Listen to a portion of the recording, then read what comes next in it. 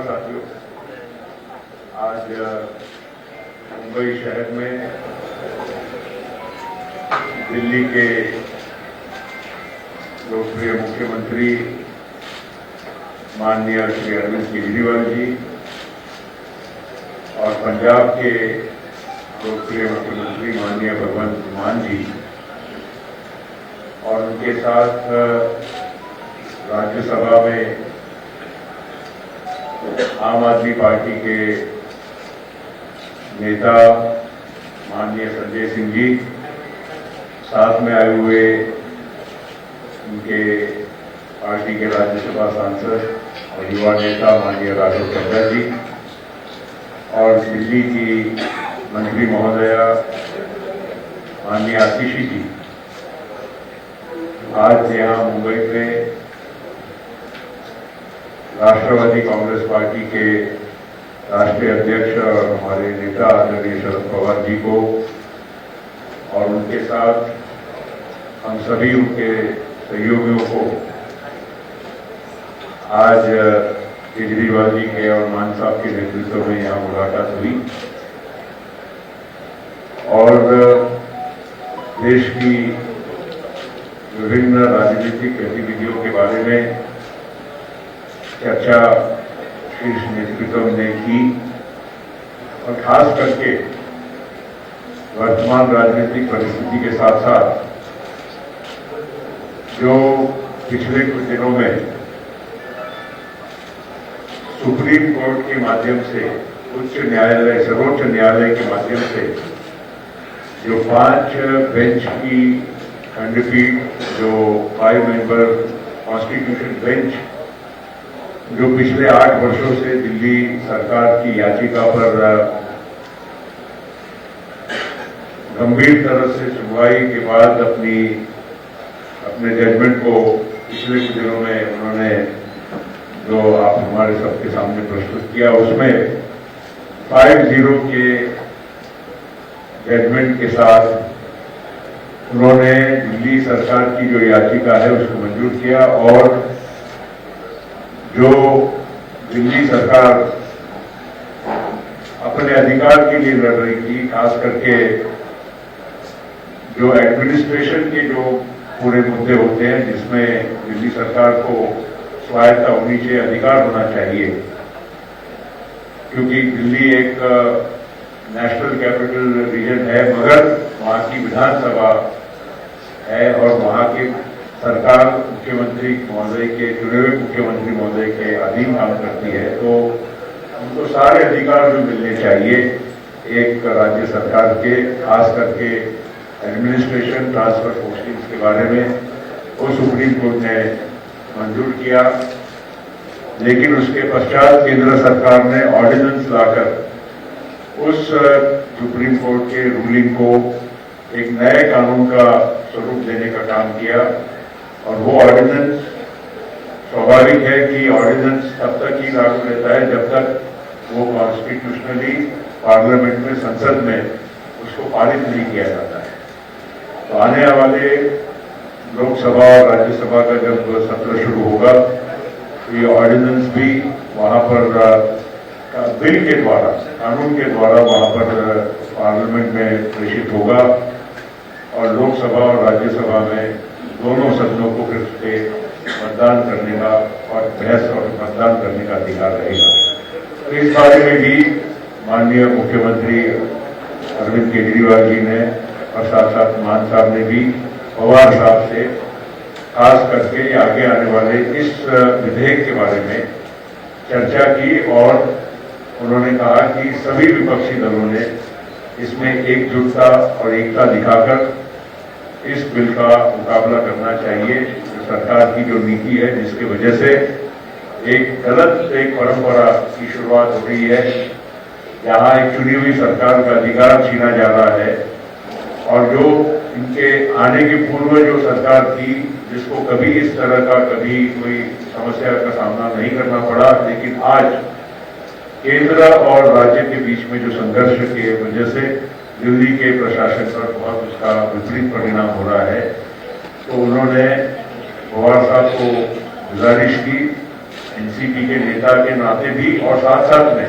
इस देश के वरिष्ठ राजनेता के नाते कि उन्होंने भी इस मामले में एक मत बनाने की पूरे विपक्षी दलों में कोशिश करना चाहिए, ताकि ये बिल को वहां पर खास करके राज्यसभा में, क्योंकि लोकसभा की तो संख्या सभी को मालूम है, लेकिन राज्यसभा में संख्या किसी का भी स्पष्ट बहुमत नहीं बनता है और सभी विपक्षी दलों ने, सरकार के बाहर वाले विपक्षी दलों ने एक होकर अगर मतदान किया तो उसका जरूर फायदा हो सकता है। तो ये बात आज मुख्यमंत्री महोदय ने पवार साहब के सामने रखी, तो मैं ज्यादा वक्त न लेते हुए बात पार्टी की बात वही करेंगे।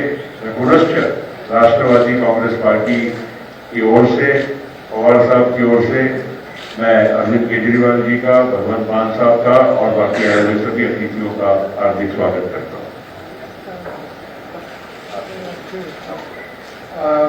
सबसे पहले मैं शरद पवार जी का और उनकी पार्टी के सभी नेताओं का तहे दिल से शुक्रिया अदा करता हूँ। आज मैं भगवंत मान साहब और हमारे सभी साथी शरद पवार जी के साथ और उनकी पूरे सभी नेताओं के साथ यहाँ मिलने के लिए आए थे। आप सब लोग जानते हैं कि दिल्ली के लोगों के साथ बहुत अन्याय हुआ है। 2015 में जब हमारी सरकार बनी थी तो 23 मई 2015 को एक सिंपल सा नोटिफिकेशन जारी करके केंद्र सरकार ने दिल्ली सरकार की सर्विसेज की अधिकारियों के ऊपर कंट्रोल करने की सारी पावर छीन ली। 2015 से लेके 23 मई 2015, अब मई 2023 हो गया। 8 साल से हम लोग कोर्ट कचहरी के चक्कर दिल्ली के लोग काट रहे थे। 8 साल के बाद सुप्रीम कोर्ट ने 50 संविधान पीठ ने, कॉन्स्टिट्यूशन बेंच ने 50 से पूरा का पूरा ऑर्डर दिल्ली के लोगों के हक में दिया कि दिल्ली के लोग जो सरकार चुनते हैं उस सरकार को काम करने का पूरा अधिकार होना चाहिए। अगर वो काम नहीं कर सकती तो दिल्ली के लोगों को चुनाव करने की, सरकार चुनने की क्या फायदा। पूरा हमारे हक में आया। लेकिन जो लड़ाई 8 साल में हमने जीती, 11 मई को ऑर्डर आया, 19 मई को 8 दिन के अंदर इन्होंने ऑर्डिनेंस लाके उसको खत्म कर दिया। सारी पावर वापस, उन्होंने कहा कि केंद्र सरकार के पास या केंद्र के एलजी के पास सारी पावर होगी। तो जैसा अभी एक्सप्लेन किया कि अब ये बिल के रूप में आएगा पार्लियामेंट में, तो हम पूरे देश में एक एक पार्टी के पास जा रहे हैं, उनसे निवेदन कर रहे हैं कि दिल्ली के लोगों के साथ न्याय होना चाहिए। दिल्ली के लोगों के लिए समर्थन मांग रहे हैं कि जब ये संसद में बिल आएगा तो इसको बिल को हराना है। तो मैं एनसीपी का, पूरी पार्टी का, शरद पवार साहब का खास तौर से तहे दिल से शुक्रिया अदा करता हूं कि उन्होंने पूरा समर्थन देने की हमें आश्वासन दिया है कि जब ये बिल राज्यसभा में आएगा तो राज्यसभा में इस बिल को पास नहीं होने देंगे। जैसा भी मिस्टर पटेल साहब ने बताया कि राज्यसभा के अंदर किसी भी पार्टी का स्पष्ट बहुमत नहीं है, तो अगर नॉन बीजेपी सारी पार्टियां इकट्ठी होती हैं तो ये बिल गिर सकता है। पहली चीज ये कि ये दिल्ली की लड़ाई नहीं है। दिल्ली के लोगों के साथ जो हो रहा है ये पूरे फेडरल स्ट्रक्चर की लड़ाई है। जिस तरह से पूरे देश के अंदर किसी भी राज्य में अगर वहां के लोग नॉन बीजेपी पार्टी को वोट देके उसकी सरकार बनाते हैं तो भारतीय जनता पार्टी की केंद्र सरकार उनके साथ 3 बर्ताव करती है। पहला, या तो उनके विधायकों को खरीद के उनकी सरकार गिरा देती है और बीजेपी की सरकार बना लेती है। दूसरा, या फिर ईडी और सीबीआई को भेज के उनके विधायकों को डरा के, धमका के, पार्टी को तोड़ के, सरकार को तोड़ के उनकी सरकार गिरा देती है और अपनी बीजेपी की सरकार बना लेती है। और तीसरा, अगर ना बिके ना टूटे तो फिर अध्यादेश लाके, ऑर्डिनेंस लाके गवर्नर के जरिए उनको काम नहीं करने दिया जाता। ये देश के लिए बहुत खतरनाक स्थिति है और मैं समझता हूँ महाराष्ट्र के अंदर आप सब लोग इसके भुक्तभोगी हैं। हमने कुछ महीने पहले देखा कि यहाँ पे किस तरह से जनता के द्वारा चुनी गई सरकार को किस तरह से ईडी के द्वारा, सीबीआई के द्वारा, पैसों के द्वारा तोड़ के, एमएलए को तोड़ के और पूरी सरकार को गिरा दिया गया। ये देश के लिए अच्छी परिस्थिति नहीं है। कि अगर केंद्र सरकार, अगर उन्होंने मैसेज दिया है कि अगर कोई बीजेपी को वोट नहीं देगा, बीजेपी की सरकार नहीं बनाएगा, तो हम सरकार चलने नहीं देंगे या सरकार तोड़ देंगे। ये देश के लिए बहुत खतरनाक स्थिति है। तो हम पूरे देश के लोगों के पास जा रहे हैं, लोगों को जोड़ रहे हैं। लोग पूछ रहे हैं ये विपक्ष की एकता है क्या? ये पक्ष और विपक्ष की बात नहीं है, ये देश की बात है, देशभक्तों की बात है। देश, जितने इस देश के अंदर देश को चाहने वाले लोग हैं, जितने इस देश के अंदर देश को चाहने वाली पार्टियां हैं, उन सबको इकट्ठा कर रहे हैं हम लोग। तो जितने देश को चाहने, कोई देश को चाहने वाला व्यक्ति ये नहीं बोल सकता कि भाई इस तरह से चुनी हुई सरकार को तोड़ के, खरीद के, अध्यादेश जारी करके काम ना करने दिया जाए।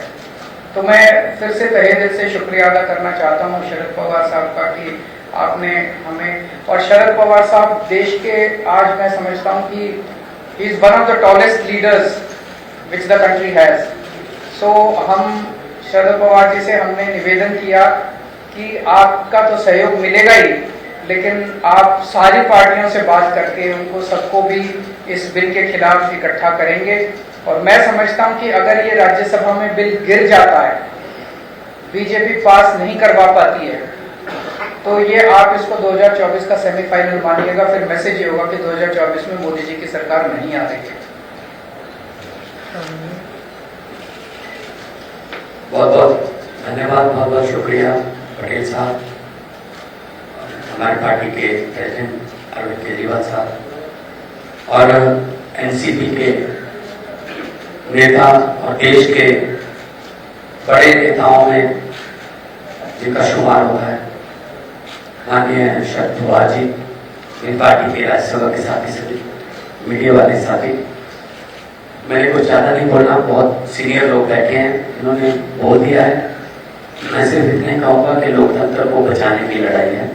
कहने को तो हम biggest democracy of the world कहते हैं, लेकिन अगर अंदर एक झाग अंदर देखा जाए तो डेमोक्रेसी तो डे बाय डे ये हत्या कर रहे हैं डेमोक्रेसी की। चाहे वो मीडिया के जरिए करवा रहे हो, चाहे वो किसी को एमएलए को तोड़ के खरीद के करवा रहे हो, चाहे किसी को गिरफ्तार करके ईडी सीबीआई की पैसे करवा रहे हैं। जो गवर्नर हैं देश में वो स्टार कैंपेनर बन चुके हैं बीजेपी के, और जो राजभवन है वो इनके हेड ऑफिस बन चुके हैं बीजेपी के। गवर्नरों से हर रोज हिसाब मांगा जाता है कि कितनी बार काम किया आपने चुने हुए मुख्यमंत्री को। अगर कोई गवर्नर कहता है कि मैं 3 दिन तक नहीं कर पाया, तो उसकी गवर्नरी भी खतरे में हो जाती है कि आपको किस चीज के लिए लगाया था। तो ऐसा चल रहा है। दिल्ली में तो चलो एलजी को इन्होंने सरकार घोषित कर रखा है, काम करना है। Punjab is a full state, हमें अपना बजट सेशन बुलाने के लिए सुप्रीम कोर्ट तक जाना पड़ा। गवर्नर जो है वो कह रहे मैं बजट सेशन नहीं होने दूंगा। सो देश में इलेक्टेड राज करेंगे या सिलेक्टेड राज करेंगे, सवाल ये। तो फिर 140 करोड़ जनता जो है वोटिंग के लिए लाइन में क्यों लगती है, क्यों करोड़ों अरबों रुपया खर्चा जाता है अगर सिर्फ 30-31 गवर्नर और एक प्रधानमंत्री ने देश चलाना है। तो ये बहुत ही खतरनाक है फेडरल स्ट्रक्चर के लिए। हर रोज किसी न किसी तरीके से राज्यों के अधिकार छीने जा रहे हैं, चाहे वो शिक्षा के माध्यम से हो, चाहे वो हमारे पानी जो पंजाब है, पानी सतलुज हमारे पास ब्यास पानियों के झगड़े हैं, चाहे वो पुलिसिंग, चाहे वो लॉ एंड ऑर्डर, हर बात में हस्तक्षेप करते हैं। इसलिए ये बहुत अच्छा एक, मैं तो कहूँगा कि भगवान ने मौका दिया है कि देश प्रेमियों को इकट्ठा होने का।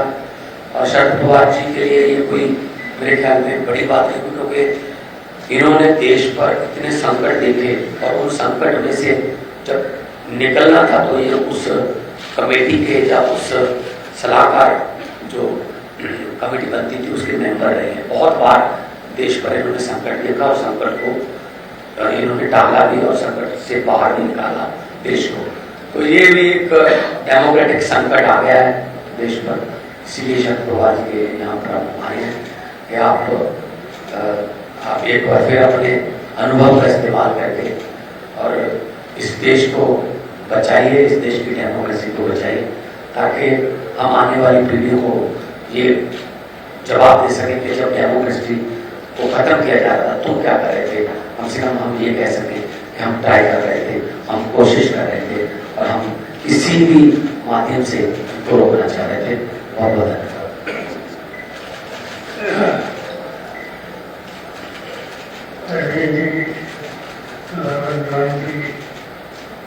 उनके साथ खड़े हुए हमारे साथी दोस्तों,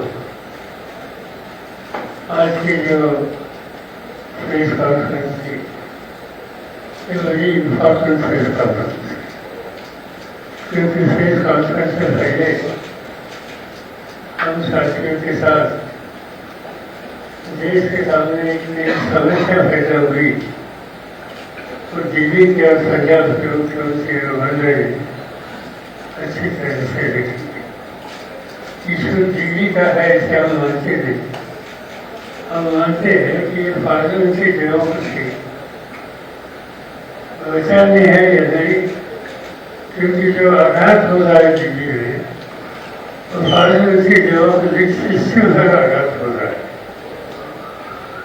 देश में प्रजातंत्र में चुनकर आई हुई सरकार वो राज करेगी, वो डिसीजन देगी या ऑफेंडेड लोगों के थ्रू इलेक्टेड गवर्नमेंट को नजरअंदाज करने की प्रयास हो तो उनको कामयाबी मिलेगी।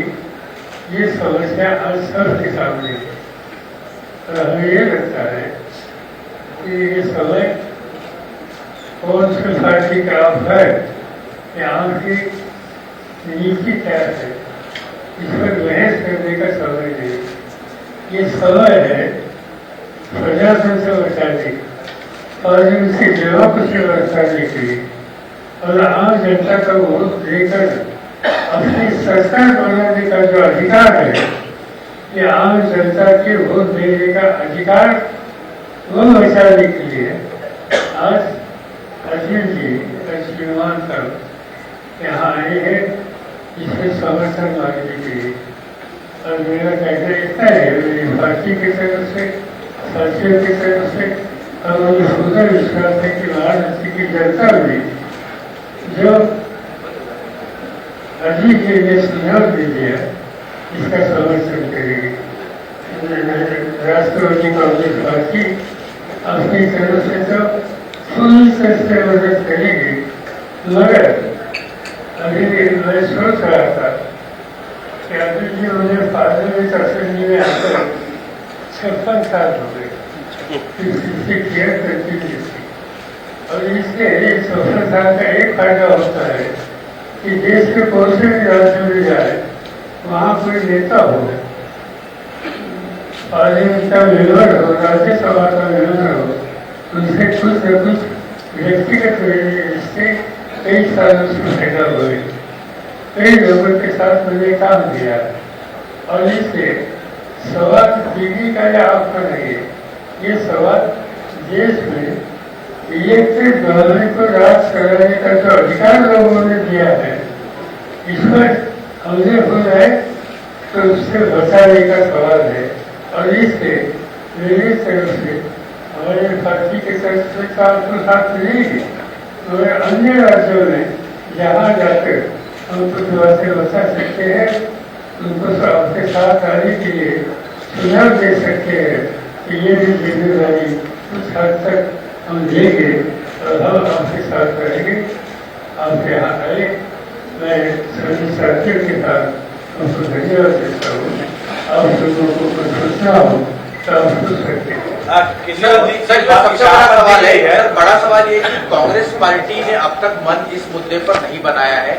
आपका क्या आप भी कांग्रेस पार्टी पे इस मुद्दे पर बात करेंगे, क्योंकि उनकी स्थिति साफ नहीं है अभी तक साफ। यहाँ तक किससे क्या बनाया नहीं बनाया इसके कोई ज्ञान नहीं, और मेरी सोच ऐसी है कि नॉन बीजेपी जितनी पॉलिटिकल पार्टी है, इन पॉलिटिकल पार्टी जो नॉन बीजेपी है उनके साथ बात करें, उनको कन्विंस करने के लिए सुझाव देंगे और इनका सहयोग अर्जुन जी को मिलेगा, इस पर ध्यान देना हमारा फर्ज है, चाहे कांग्रेस हो चाहे बीजेपी जनता हो। आगे एक बात यह है कि आप दिल्ली में कांग्रेस के खिलाफ लड़े हैं और कांग्रेस के प्रति आपका रुझान नहीं दिख रहा है कि जिस तरीके की आप महाराष्ट्र में आए, शिवसेना से मिले, एनसीपी से मिले, क्या कांग्रेस को आप मनाने या साथ में लेने का कोई विचार है नहीं? मैं यहाँ से जाने के बाद कल सुबह कांग्रेस अध्यक्ष खड़गे जी से और कांग्रेस के जो नेता है राहुल गांधी जी से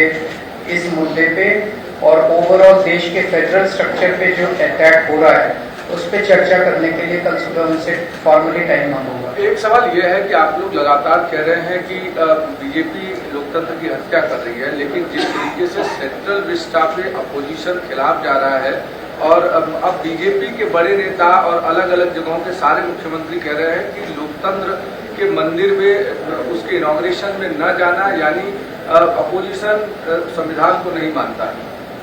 इसमें ये बात ऐसी है, जाना नहीं है कि देश में पार्लियामेंट की रीडिंग है, हम लोग उसकी रीडिंग में पार्लियामेंट में जाते हैं, दुनिया के लोग जब टीवी रिलीज करते हैं तो जैसे राष्ट्रपति भवन देखते हैं, जैसे खुदा की पार्लियामेंट की रीडिंग में देखते हैं और वहाँ किसी ने कुछ अफसोस नहीं किया।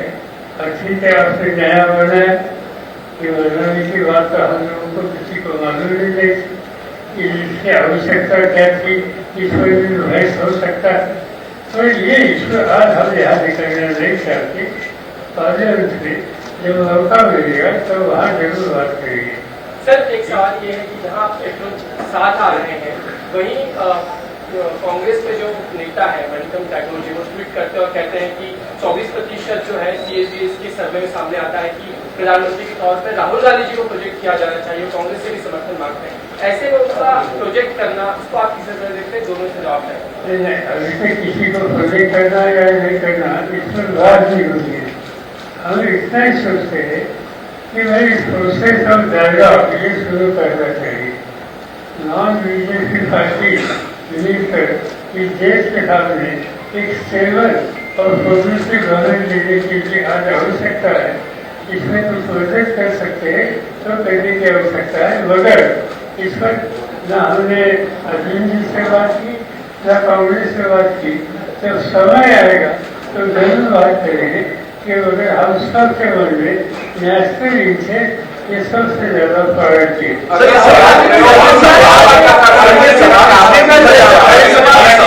ये सवाल ये भी पूछा जा रहा है क्योंकि महाराष्ट्र की बात करें तो शिवसेना की तरफ से आता है, उद्धव ठाकरे की शिवसेना की तरफ से आता है कि हम 18 सीटों को लेकर पहले से ही अपना दावा कर रहे हैं, लोकसभा की सीटों को लेकर एनसीपी का अपना रुख है। तो वो जो बातचीत का प्रोसेस जिसके बारे में आप बात कर रहे हैं तो वहाँ पे कहीं पर म्यूचुअल ग्राउंड बनता हुआ यहाँ पर तो नजर नहीं आ रहा है, इसलिए यह सवाल नहीं, बात सीधी है कि हमने ये बात जरूर की, यहाँ 3 पार्टी मिलकर काम करना चाहते।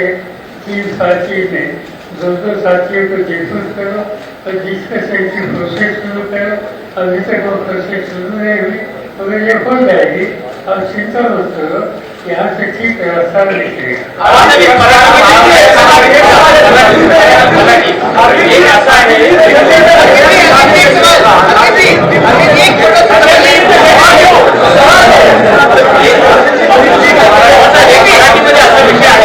प्रकाश आंबेडकर यांनी असं म्हटलंय, सल्ला दिलाय की महाविकास आघाडीमध्ये राहू नका, तुमचं नुकसान होईल. तुम्हाला वाटतं प्रकाश आंबेडकर जे वंचितचे नेते आहेत त्यांनी उद्धव ठाकरेंना सल्ला दिलाय की महाविकास आघाडीमध्ये राहू नका, तुमचं नुकसान होईल. प्रकाश आंबेडकर असं म्हणताय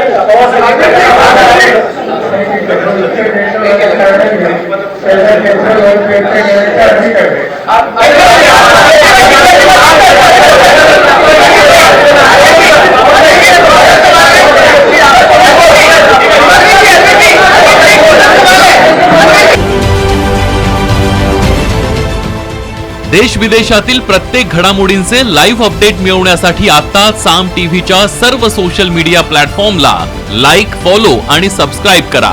तसंच सर्व नोटिफिकेशनसाठी बेल आयकॉन प्रेस करायला विसरू नका.